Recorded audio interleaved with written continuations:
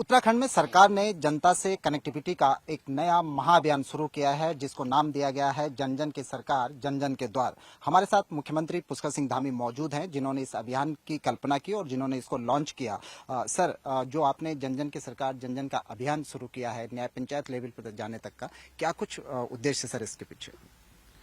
देखिए, जन जन की सरकार जन जन के द्वार, ये अभियान मुख्यतः इसलिए चलाया जा रहा है कि आम जनता को, सामान्य जनता को, गरीब जनता को, दूर दराज के रहने वाले लोगों को, माताओं को, बहनों को, बड़े बुजुर्गों को अपने काम करवाने के लिए कार्यालयों के चक्कर न लगाने पड़े, दूर कहीं जाना न पड़े, कोई धनराशि उनके खर्च न करनी पड़े, संसाधन न लगाने पड़े और उनके घर के पास जाकर सरकार जितने भी लाभार्थी योजनाएं हैं, जिन योजनाओं का लाभ मिल रहा है, राज्य की, केंद्र की, अन्य जो बहुत सारे प्रमाण पत्र बनने हैं, बहुत सारी जो हमारी अनुदान की योजनाएं हैं, या बहुत सारे काम रुके हुए हैं, विकास के काम रुके हुए हैं, छोटी छोटी समस्याएं हैं, अनेक सारे प्रमाण पत्र बनने होते हैं, तमाम जो है अन्य समीक्षाएं होती हैं, वो लोगों के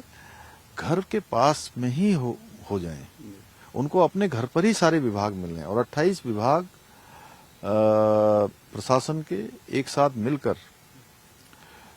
इन बहुउद्देशीय शिविरों में जाएंगे, इन कैंपों में जाएंगे, कैंप लगाए जाएंगे।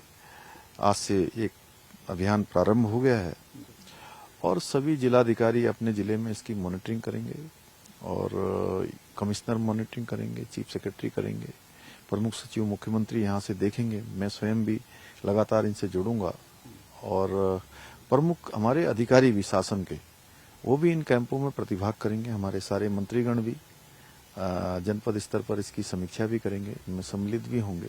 हमारे दायित्वधारी हैं, पार्टी संगठन के लोग हैं, वो भी इसमें शामिल होंगे। विधायक अपनी अपनी विधानसभाओं में ये सारा समन्वय का काम इसको देखेंगे और एक अच्छा वातावरण जो लोगों के कामों को नो पेंडेंसी में न डाला जाए, ऐसा बनेगा और इसीलिए ये अभियान चलाया जा रहा है।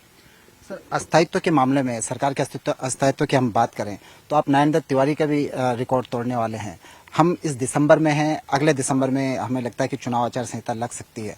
एक साल का समय आपके पास है, बहुत चैलेंजिंग ये पीरियड होगा। क्या कुछ प्रायोरिटी है सर जिन पर आप फोकस करने वाले हैं?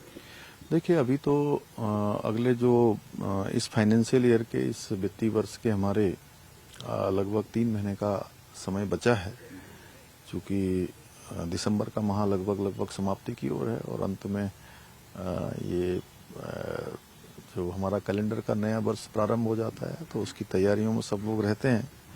तो 3 महीने जो भी योजनाएं हमारी अभी तक प्रस्तावित हैं, वो सभी योजनाएं पूरी तरह से उनको स्वीकृति हो जाए, उनके शिलान्यास हो जाए, जिनमें धन आवंटन होना है उनका धन आवंटन हो जाए और हर जिले की ऐसी योजनाओं को हम लोग चिन्हित कर रहे हैं। जिलाधिकारियों के स्तर से भी इसमें एक रिपोर्ट बनेगी, चीफ सेक्रेटरी उसको देखेंगे और हमारा प्रयास होगा कि सब पर धन आवंटन होकर कम से कम उन पर काम प्रारंभ हो जाए। और एक एक दिन हमारे लिए महत्वपूर्ण है और जो हमारी योजनाएं चल रही हैं वो समयबद्ध रूप से पूरी हों। जो गेम चेंजर योजनाएं हैं उन पर काम पूरा हो जाए और कुछ जो नवाचार करने हैं उन नवाचारों पर विशेष फोकस करते हुए हमारे नौजवान हैं, युवा हैं। जैसे आज ही मैंने मुख्यमंत्री स्वरोजगार योजना के जो है लगभग 3800 से भी ज़्यादा लोगों को आज उनके खातों में जो सरकार के द्वारा दी जाने वाली सब्सिडी है वो हस्तांतरित की है और उससे काफ़ी लोगों का रोजगार का सृजन हुआ है। और जब से ये योजना चली है तब से लेकर अभी तक लगभग 65,000 रोजगार के नए अवसर सृजित हुए हैं। तो इसी प्रकार की महिलाओं के क्षेत्र में है और जो हमारे महिलाओं के द्वारा बनाए गए उत्पाद हैं वो हमारे लिए सच में एक बड़ा गेम चेंजर साबित होने वाले हैं। उन सभी को प्रोत्साहित करना है और हर सेक्टर में हम नई नई योजना ला रहे हैं। जैसे हमारे उद्योग क्षेत्रों में हमने उद्योग में नई नीति लेकर आए, एमएसएमई में नई नीति लेकर आए, पर्यटन के क्षेत्र में हम नई नीति लाए हैं। जैसे अब हम पूरे साल भर पर्यटन की अनवरत रूप से सुनिश्चितता बनी रहे, उसके लिए हमने शीतकालीन यात्रा प्रारंभ की है, उसको भी बढ़ा रहे हैं। और ईज ऑफ डूइंग जो बिजनेस है वो आसान हो लोगों का, उसके लिए काम कर रहे हैं। नौजवान युवाओं को रोजगार जो सरकारी है उसके अतिरिक्त स्वरोजगार से भी और ज़्यादा कैसे नौजवानों को हम जोड़ सकते हैं, कैसे उनको ये साधन उपलब्ध करा सकते हैं, उन सभी पर हम काम कर रहे हैं। महिलाएं हमारा इतना अच्छा काम कर रही हैं, उनके बनाए हुए उत्पादों को आज देश दुनिया में पहचान मिल रही है। बहुराष्ट्रीय कंपनियों से भी अच्छे उत्पाद हमारी बहनों के द्वारा बनाए हुए हैं, उनको अच्छा विपणन के लिए बाजार मिले, उन सभी पर काम कर रहे हैं। और जो सीमांत क्षेत्र हैं उन क्षेत्रों के विकास पर भी हमारा विशेष रूप से ध्यान है। जो नए डेस्टिनेशन है हमारे, उन डेस्टिनेशनों को डेवलप करने में, चाहे वो मेड इन उत्तराखंड हो या हमारे ऐसे डेस्टिनेशन जहाँ पर और हम जैसे हमने यमुना में कॉरिडोर बनाने का भी निश्चय किया है।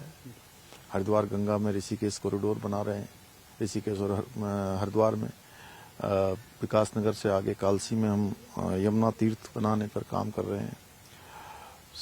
बागेश्वर के सरयू के किनारे सरयू कॉरिडोर पर भी हमारा काम चल रहा है। ऐसे अनेक काम हम इस समय आगे बढ़ा रहे हैं। सर, 2027 के चुनाव से पहले उत्तराखंड में फरवरी में माना जा रहा है कि एसआईआर यहाँ पर हो सकती है। विपक्ष इसको लेकर कई सवाल उठा रहा है, किस तरह से आप देखते हैं एसआईआर के? देखिए, एसआईआर तो होना ही चाहिए और बहुत सारे ऐसे स्थान हैं जहाँ पर जिन लोगों का नामो निशान भी नहीं था, अस्तित्व भी नहीं था, वहाँ पर भी जो है ऐसे लोग बसा दिए गए हैं, वो वोटर लिस्टों में शामिल हो गए हैं। अगर उनकी जांच की जा रही तो मैं समझता हूँ विपक्ष को भी कोई परेशानी नहीं होनी चाहिए, क्योंकि ये कोई राजनीतिक मुद्दा नहीं है। इसको चुनाव आयोग संपन्न करा रहा है, लेकिन विपक्ष का अब एक आदत बन गई है, चाहे वो हाई कोर्ट, सुप्रीम कोर्ट या जुडिशरी भी कोई बात कहती है, उनके मनपसंद की नहीं होती है तो उसमें भी प्रश्न चिन्ह खड़ा करते हैं। चुनाव आयोग कोई काम करता है उस पर प्रश्न चिन्ह खड़ा करते हैं। हार जाते थे पहले तो ईवीएम को ठीकरा फोड़ते थे, अब एसआईआर का बहाना बना रहे हैं। लेकिन एसआईआर प्रत्यक्ष रूप से लोगों ने देखा, अभी बिहार में चुनाव हुआ, वहां बहुत हल्ला मचाया गया, बहुत झूठे नैरेटिव बनने का काम किया गया, प्रधानमंत्री जी पर अनाप शनाप भद्दी बातें कही गई, उनकी दिवंगत पूज्य माता जी के बारे में। बड़ा दुख होता है कि ऐसे कांग्रेस पार्टी के बिल्कुल संस्कार खत्म हो गए हैं, संस्कार विहीन हो गई है पार्टी।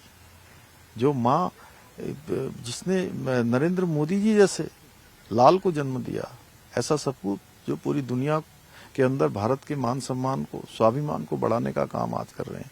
पूरा विश्व जो है उनको आज स्वीकारता दे रहा है, पूरे विश्व के सर्वाधिक लोकप्रिय नेता हैं।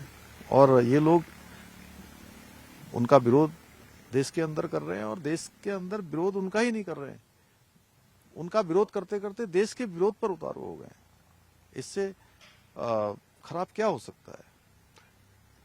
Thank you sir.